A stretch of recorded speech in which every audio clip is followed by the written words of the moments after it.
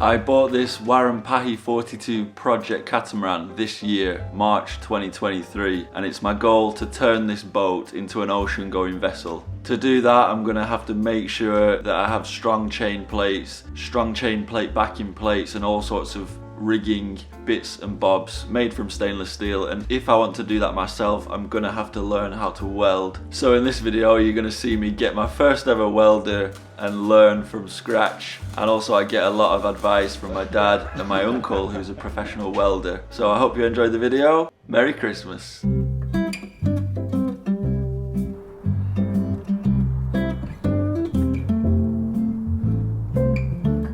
Just baked myself a lovely festive nut cake.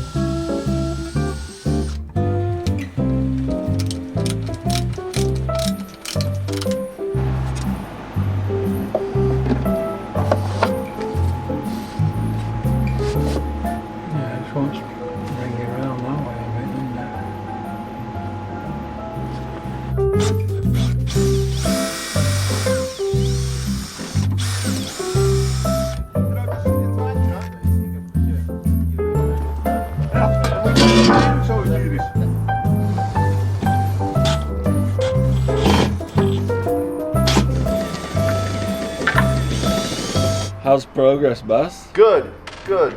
Take a look inside. It's a little dark right now, but that's alright. So I made some holes for the concrete because we need 4,000 kilos to drop it down. Back deck is coming along, all the supplies are getting in, so then it's getting construction. So I'm curious to show you when you come back.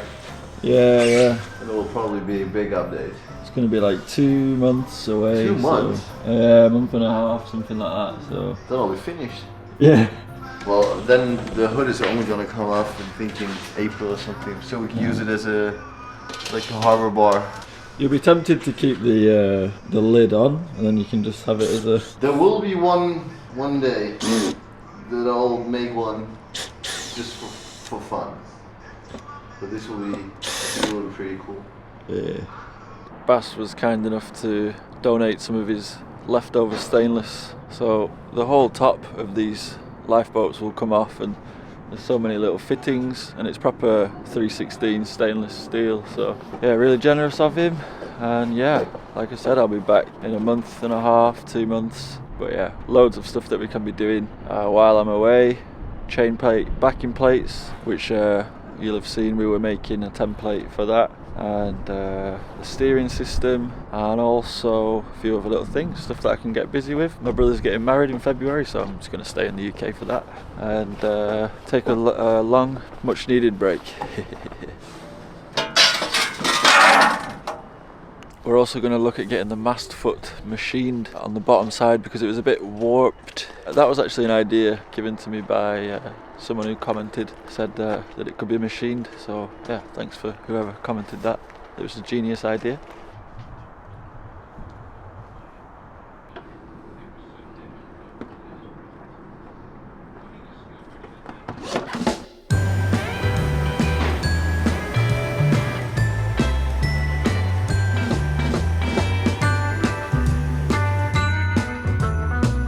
Back in sunny Lancashire at Dad's workshop.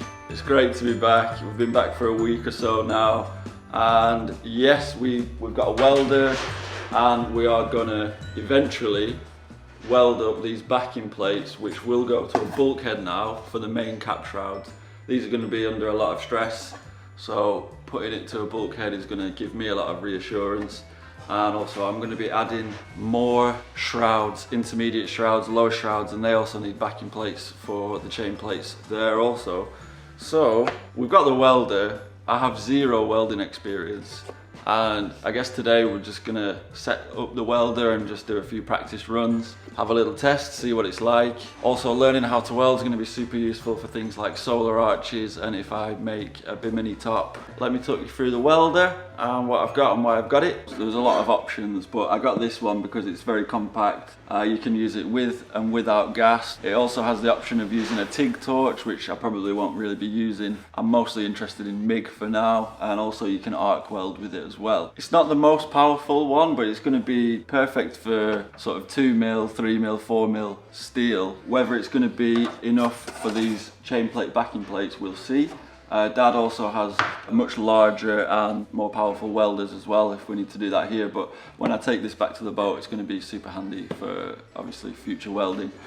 But yeah, let's have a look. So this isn't sponsored at all, but yeah, I heard good things about these little Clark welders. I think this is pretty much like a starter welder really, like a my first welder. Dad's also had a Clark for 20 odd years and it's still going well. But yeah, I'm going to be focusing at first just on MIG welding because apparently it's the easiest to do. Basically you have this little gun, I'm sure a lot of you guys already know this, but you have a little sort of feed gun and it feeds the wire. You put the wire on the spool in here and it just feeds it out, and you can change the current depending on the thickness of the metal. But yeah, I'll also just be starting on mild steel rather than going straight for stainless. To use stainless I'm going to have to hook up the gas, this argon gas. Some of the wire that you can get has basically flux in the wire. I'm not sure if you can get flux core stainless wire, but it looks like we'll have to be using gas for when we do the stainless welding. And yeah, this cost me, I think the welder itself, it was on offer, and I think it was about 140, 150 pounds. And then with all the gas, some extra wire, some extra nozzles and a few bits and bobs, it came to about 250 pounds. Anyway, let's get all this set up and then do a few little trials.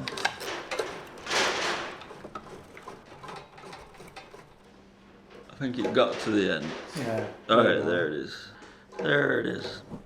Turn that down. This is just your tension, that. Oops. And just tension it.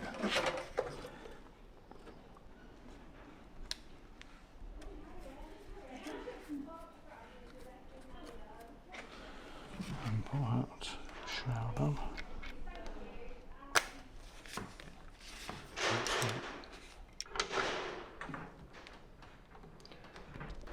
Got the earth cable.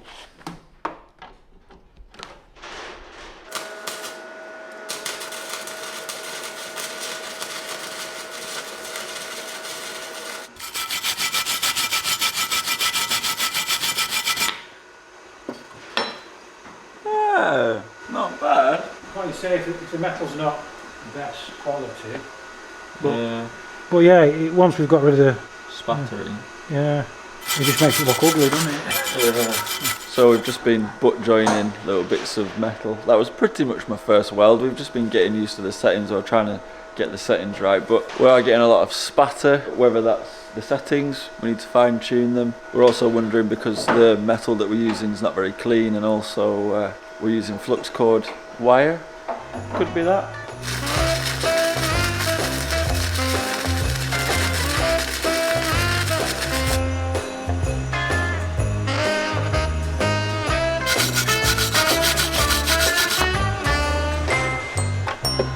Lovely.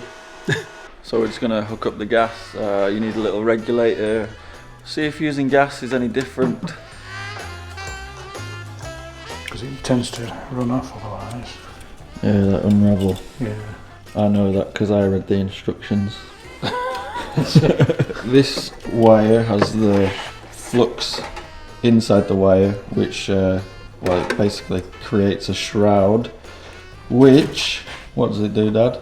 I think it just stops the oxygen interfering with the weld and makes it cleaner and less contaminants. Potentially less reliable than having an actual gas shroud, which is what we're going to do now.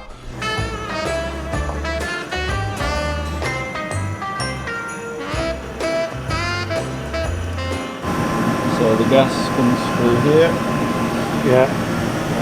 Down this shroud here.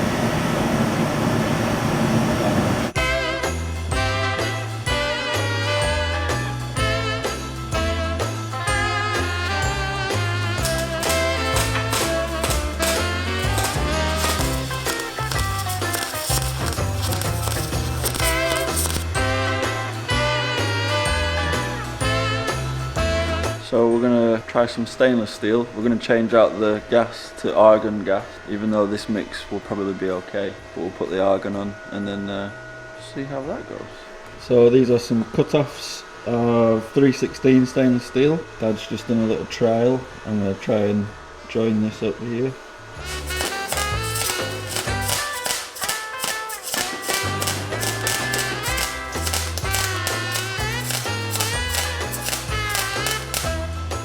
Bit wobbly. I struggle to see the line a bit. Yeah, to be honest, I do sometimes. Yeah.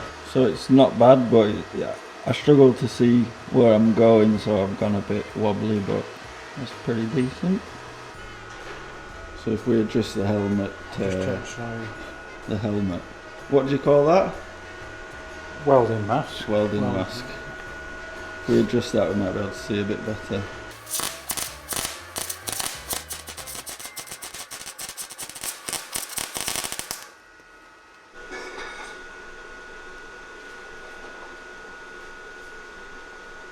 Right, you have your hand on the visor. Or something nearby, and I have that pushed against it. Yeah. Just so it's not. And usually you wear gloves, right? Yeah, yeah, yeah. I mean, because you can actually hold it there. You know what I mean? Yeah.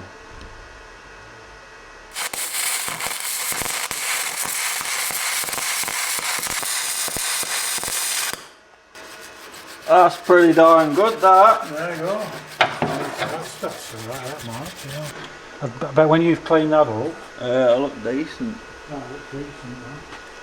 Because it's going to run down because of gravity, just angle it a bit further up.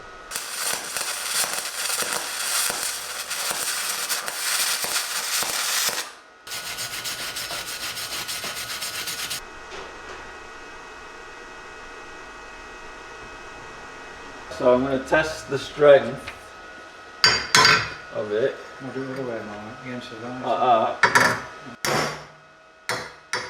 Little. Yeah. Yeah, go on. Alright. Try my absolute hardest now. Two-handed.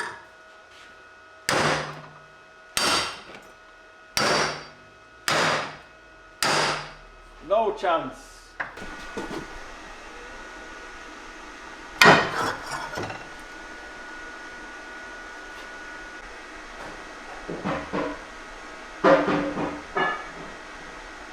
So we've actually got a professional welder in the house. Because it's My uncle Pete. digital, it must. It's my dad's younger brother. So he actually teaches. What do you teach? Like welding and car auto body repair. Car body repairs, yeah. Yeah, he teaches car body repairs. Does a lot of welding, so it's a good guy to have. So you're saying flat and then even on both sides? Yeah.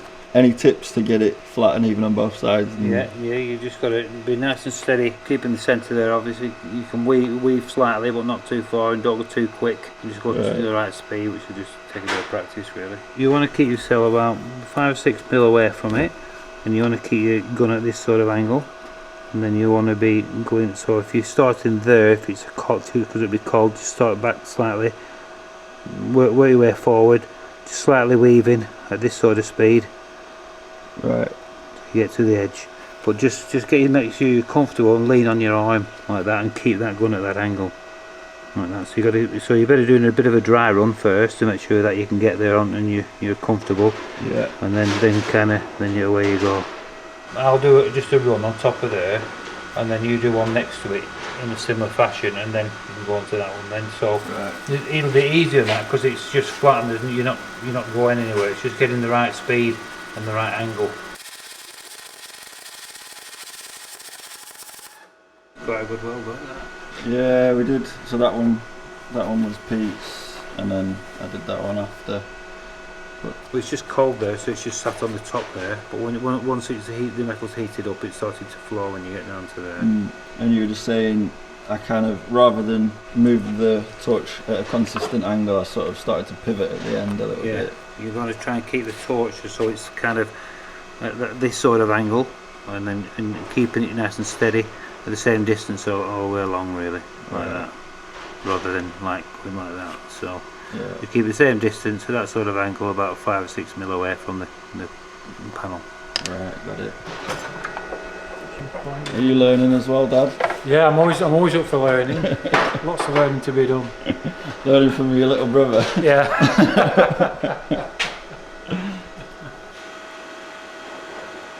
I'll just tack it first, and then.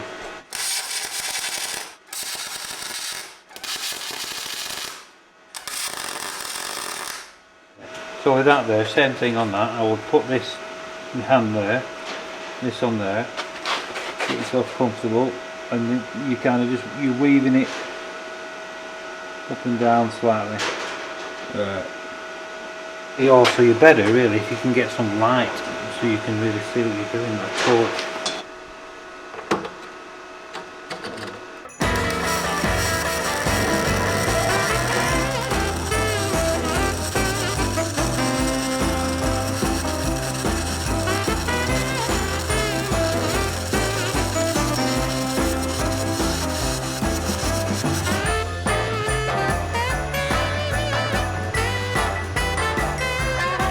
So I guess the next step is to buy some, or to get some stainless steel plate.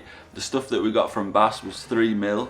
I'm hoping to get 4mm or 5mm stainless steel. I was looking at steel online and the price was ridiculous. For 1 meter squared of 5mm 304 stainless steel is over £1,000. It's almost the same price as what I paid for the boat. We could also double up the 3mm, but if you guys have any recommendations of places to get good stainless steel in the north of England or online, just let us know. I am so happy with that little welder. I did call it my first welder, but it's going to be really good for everything that I need to do. And if I do need to do even thicker plates of steel, I can also use the arc function on it. Yeah, getting the tuition from my uncle, from my dad has been super helpful as well. And yeah, the next step is literally just to get the metal, cut it to shape, and then weld up those chain plates. I do want to make chain plates for some inner shrouds, which go to the cabin tops as well, so there's plenty that I'm going to be doing. My upload schedule is going to be pretty shaky, pretty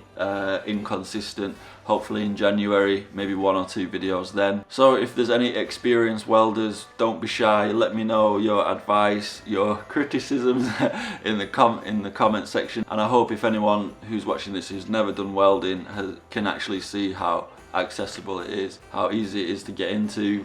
I was always quite daunted, but it's really not too bad. And with welders being really cheap these days, there's no reason why you can't start welding your own stuff and saving yourself some money by doing it yourself and not paying other people to do it. Huge thanks to Uncle Pete, to my dad and to my mum for making such a cozy Christmas time for me.